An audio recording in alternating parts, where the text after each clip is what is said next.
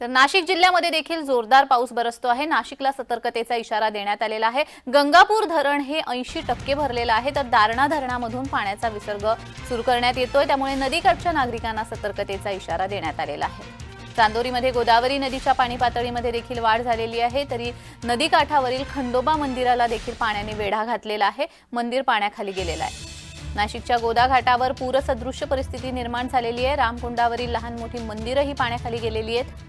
नदीकाठच्या नागरिकांना सतर्कतेचा इशारा त्यामुळे देण्यात आलेला आहे। प्रशासनाकडून गोदा घाट परिसरातील दुकानंही हटवण्यास सुरुवात झालेली आहे। प्रशासनाकडून नदीकाठच्या लोकांना सतर्कतेचा इशारा देण्यात आलाय। गेल्या 2 दिवसांपासून नाशिकमध्ये पाऊस सुरू आहे आणि या पावसामुळे पाण्याच्या पातळीत वाढ झाली आहे। नाशिकमध्ये गेल्या 2 दिवसांपासून सतत पाऊस बरसतो आहे आणि त्यामुळे गंगापूर धरण देखील 80% भरलेलं आहे।